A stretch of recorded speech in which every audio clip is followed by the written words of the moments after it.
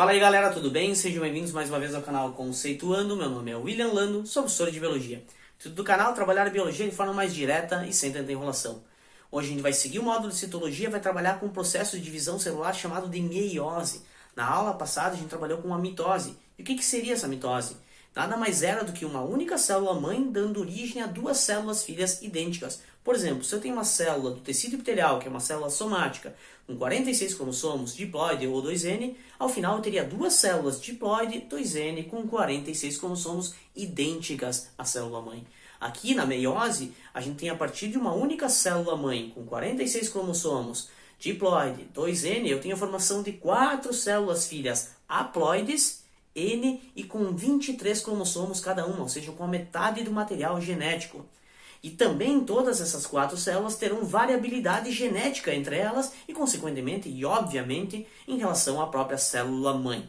O processo de meiose nos animais serve para a formação dos gametas. Por exemplo, no ser humano, o espermatozoide e o óvulo, com 23 cromossomos cada uma. Depois eles fecundam, dão origem a um zigoto e a formação dos nossos tecidos ou das nossas células somáticas. Belê? Já lá nas plantas, no reino vegetal, dão origem aos esporos. Esse processo de meiose é dividido em duas etapas, basicamente. A gente tem a meiose 1, que é reducional, ou seja, reduz pela metade o número de cromossomos. Então, se eu tiver lá numa célula 46 cromossomos, ao final eu terei duas células com 23 cromossomos. Belê? Isso é na meiose 1. Depois eu tenho o processo de meiose 2, que se chama de equacional. No caso, eu vou explicar a meiose 1, que é a fase reducional, apago o quadro e falo sobre a equacional. Esse processo de meiose 1, ele é dividido em quatro fases já conhecidas, que a gente chama de prófase 1, metáfase 1, anáfase 1 e telófase 1. A fase de prófase 1 ela é dividida em 5 fases bem distintas também. E essas 5 fases fazem parte somente de uma fase chamada de prófase 1. Beleza? Por isso que a prófase 1 dentro da meiose é a fase mais longa, porque ela precisa passar por esses 5 processos, essas 5 fases, para atingir a metáfase 1 consequentemente. Tranquilo?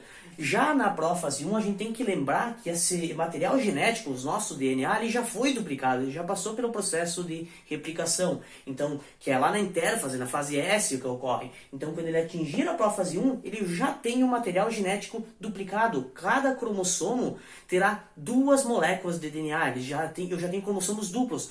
Mas no início da prófase 1, lá no leptóteno, eu não consigo observar de fato esses cromossomos duplos, porque eles estão unidos, os dois braços cromossomos, por coesinas, que são proteínas que fazem com que esses cromossomos duplos fiquem ligados. Esses braços, essas cromátides irmãs ficam ligadas uma à outra. Ou seja, eu vejo somente um cromossomo. Parece que é um cromossomo, mas eles são cromossomos duplos. Por isso que leptóteno, leptos vem de fino, delgado. Então eu tenho um cromossomo duplo, aqui outro cromossomo duplo, no caso 2 cromossomos duplos, mas bem com os braços, com as cromátides irmãs bem unidas. Por isso que eu não consigo observar ainda cromossomos duplos. Belê? Então, leptóteno vem de fino, delgado. Cromossomos ainda estão bem alongados, finos e tal. Tranquilo? Já no zigóteno, esses dois cromossomos que a gente representou aqui na célula, como o cromossomo laranja e o cromossomo roxo, sendo um da mãe e um do pai, eles já vão se emparelhar, eles vão parear um ao lado do outro, eles vão se juntar através de um complexo sinaptonêmico, que são sinapses ou proteínas, que irão parear um cromossomo homólogo ao outro. O que seriam esses cromossomos homólogos? É como se fosse o 10º cromossomo da mãe e o 10º cromossomo do pai, porque eles são homólogos, então eles têm que ficar um ao lado do outro para seguir a próxima fase da prófase 1, que é chamada de paquítono. Esses cromossomos homólogos, eles já irão começar a se condensar um pouco mais e eles vão fazer permuta, troca. Isso é o processo chamado de crossing over. É um processo importantíssimo que a gente tem de variabilidade genética dentro das espécies. Ou seja, os dois cromossomos homólogos aqui, um da mãe e um do pai, começarão a trocar partes desses cromossomos, partes de DNA, de um para o outro, permitindo assim a variabilidade genética. Então isso se chama crossing over, permuta ou simples troca. Já no diplóteno, o crossing over já ocorreu, então eu já consigo observar uma estrutura chamada de quiasmas. Onde ocorreu essa permuta, essa troca, esse crossing over, irá formar como se fosse um X entre esses braços cromossômicos. Onde formaram formaram esses X, a gente chama de quiasmas, porque Ki vem da letra grega X. Então, representa como se fosse um X, quiasmas no diplóteno. É no diplóteno também que eu começo a observar, né, diplo vem de duplo, começo a observar já de fato os dois cromossomos já bem separados e com as duas cromátides irmãs, ou seja, com cromossomos duplos, os homólogos duplos, beleza? Eles já estão duplos aqui, mas eu consigo observar mais nessas fases do diplóteno e na diacinese, que é a fase subsequente. Nesta fase da diacinese, o quiasma ele fica mais evidente ainda, e eu já consigo observar muito mais ainda a esperilização desses cromossomos, e também os cromossomos mais duplicados ainda, mais condensados. Cabe lembrar que nessa fase da prófase, a gente tem o desaparecimento do nucleolo e da carioteca. Então esta bolinha verde que a gente representou aqui, que se representou no nucleolo, ele vai desaparecendo, chegando ao final da diacinese, com alta esterilização dos cromossomos e logo com o desaparecimento da carioteca e do nucleolo. Quando ele atingir essa máxima esterilização, aí ele pode ir para a próxima fase chamada de metáfase.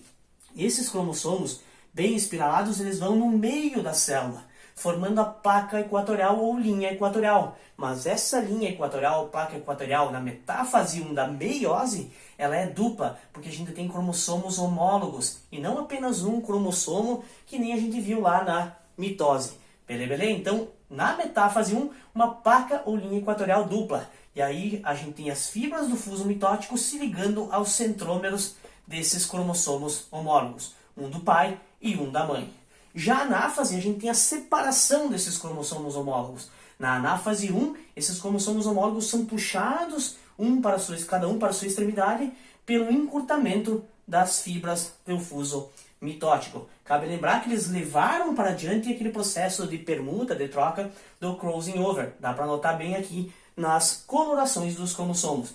Já na telófase 1, que é o final, o processo final, telos vem de final, né? Antes de iniciar a meiose 2, a gente tem a invaginação da membrana plasmática, ou seja, começa a separação da célula de fato.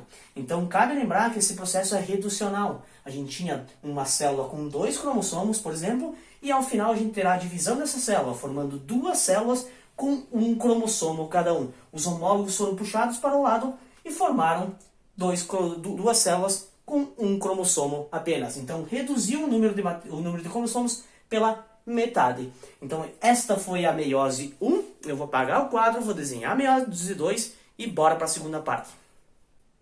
Bora, galera, agora para o segundo momento da nossa aula de meiose. E antes, no primeiro momento, a gente viu sobre a meiose 1, que era conhecida também como reducional. Ou seja, a gente tinha uma única célula com 2 cromossomos e no final a gente tem a formação de 2 células com apenas um cromossomo cada uma, lá na telófase 1. Eu coloquei aqui a telófase 1 para seguir o contexto da aula, mas se ficou difícil o entendimento, só volta lá e assistir de novo, beleza?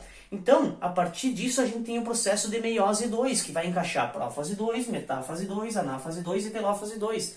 A meiose 2 é conhecida como equacional, porque ela tende a manter igual o número de cromossomos. Se aqui eu tenho um cromossomo, em todo o processo vou manter um cromossomo. O que muda é que aqui eu tenho a divisão, no caso, ou a redução do material genético. Se eu tinha um cromossomo duplo aqui, ou seja, com 2 fitas de DNA, ao final eu teria um cromossomo simples, com apenas uma fita de DNA. Mas eu mantenho a mesma quantidade de cromossomos. Beleza?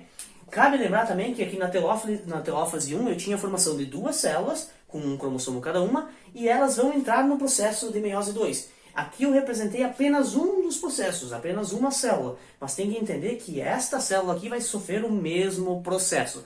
Tranquilo? Então vamos lá. A prófase 2 consiste em o quê? Se lá na telófase 1 a gente teve de novo a construção da carioteca, a gente teve de novo o reaparecimento dos centríolos lá, entre outras coisas. Aqui na prófase 2, essa carioteca vai começar a sumir novamente. Ela vai se desintegrar novamente. E a gente tem a duplicação desses centríolos. Cada um dos centríolos irá para a extremidade e organizar este cromossomo, este material genético que está aí. A partir do momento que essa carioteca sumiu, esses centríolos se duplicaram, esse cromossomo começa a se organizar no meio da placa equatorial, ou no meio da célula, ou na linha equatorial. Então, esta linha equatorial aqui a gente chama de metáfase 2 nesta fase porque está bem no meio, meta meio. Só que diferente da metáfase 1, aqui eu tenho apenas um cromossomo, ou seja, uma linha equatorial simples. Lá na metáfase 1, eu tinha uma linha equatorial dupla, eu tinha cromossomos homólogos. E aí foram puxados para os lados os cromossomos homólogos. Aqui vai ser diferente. Aqui as fibras do fuso mitótico que partirão dos centríolos irão se ligar ao centrômero deste cromossomo. E o que será puxado para as extremidades serão as cromátides irmãs. Ou seja, eu tenho uma cromátide aqui e a cromátide irmã aqui. Então eu vou puxar para o lado as cromátides. Eu vou dividir este centrômero.